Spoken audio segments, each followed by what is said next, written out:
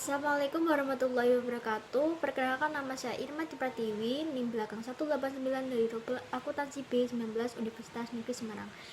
Kali ini saya akan membahas tentang proyek 5, yaitu formulir pembelian buku web atau HTML. Yang pertama yaitu pendahuluan. Proyek ini mengasumsikan bahwa Anda memiliki pengetahuan mengenai HTML atau Hypertext Markup Language dan bagaimana menggunakan Notepad sebagai editor teks. Formulir ini menyediakan sebuah mekanisme untuk mengumpulkan informasi dari para pengguna web.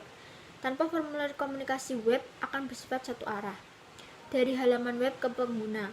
Kebanyakan organisasi harus menyimpan informasi dari para pengunjung halaman web agar situs web mereka bersifat interaktif. Proyek ini melibatkan pembuatan formulir untuk digunakan dalam pembelian buku.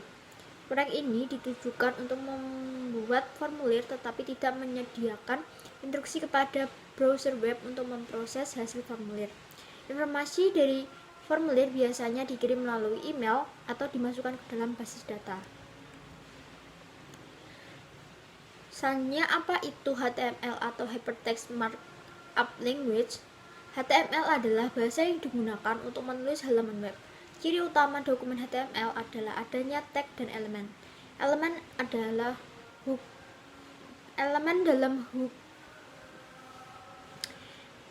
dalam dokumen HTML dikategorikan menjadi dua, yaitu halaman head yang berfungsi memberikan informasi tentang dokumen dan elemen atau body yang menentukan bagaimana isi suatu dokumen ditampilkan oleh browser.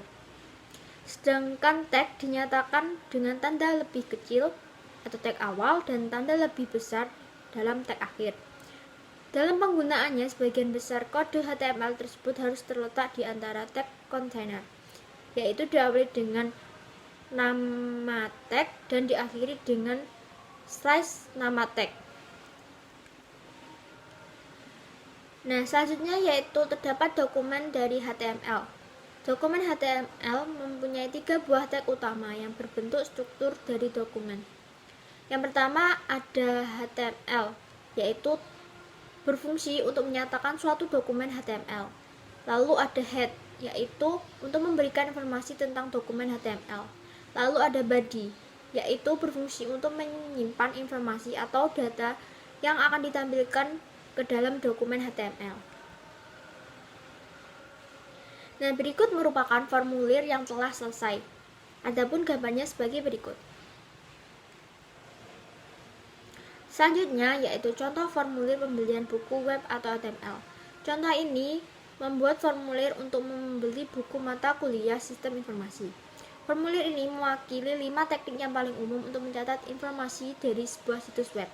Yang pertama yaitu field text, di mana pengguna mengetikkan sebaris data. Yang kedua, menu drop down mengombinasi jawaban yang akan ditanyakan dalam tempat kecil di halaman web, tetapi masih memungkinkan sejumlah pilihan yang bersifat saling eksklusif lainnya.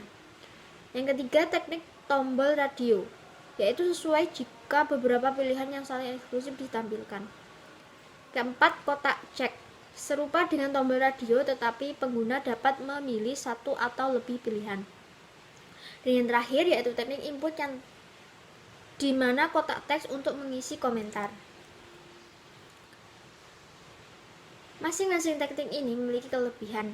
Menu drop-down menawarkan jawaban yang sering eksklusif, sama halnya dengan tombol radio, tetapi memakan tempat yang lebih sedikit pada layar komputer.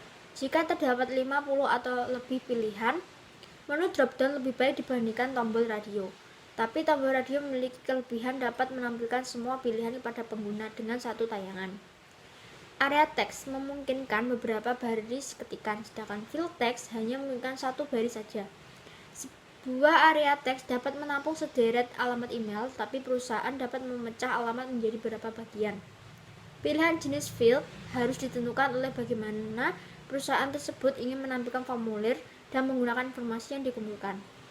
Masing-masing field input memiliki paling tidak 2 karakter, sebuah nama field dan sebuah nilai.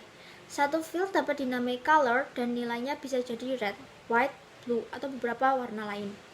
Pengguna dapat melihat informasi yang ditampilkan di layar komputer, tapi komputer mengenali nama field dan nilai yang dialokasikan untuk file tersebut. Nah, berikut merupakan gambar dari kode HTML untuk contohnya. Selanjutnya yaitu menyimpan contoh. Anda harus menyimpan dokumen sebagai file HTML.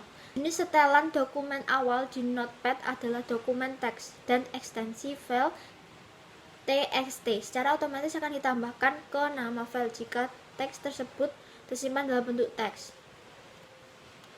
Browser web tidak dapat menerjemahkan jenis-jenis dokumen teks. Lalu masukkan nama file seperti book.html untuk proyek Anda tetapi tanpa tanda kutip. Jenis file yang dipilih yaitu save as type haruslah all files.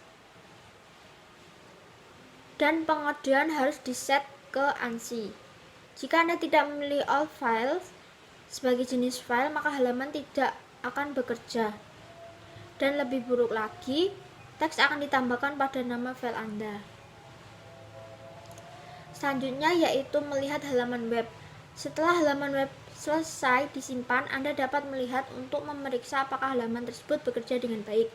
Anda tidak harus menutup program Notepad, tapi Anda masih bisa membukanya dengan browser web. Bukalah browser web dengan perintah file diikuti subperintah open, ketikkan nama file untuk mencari dan klik OK.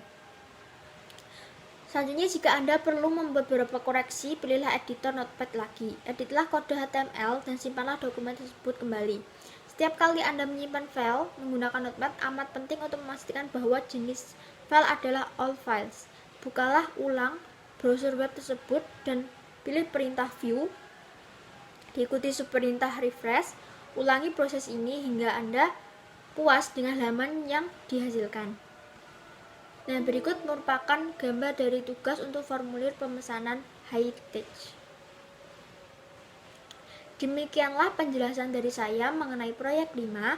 Apabila ada kurang lebihnya saya mohon maaf. Semoga bermanfaat bagi kita semua. Wassalamualaikum warahmatullahi wabarakatuh.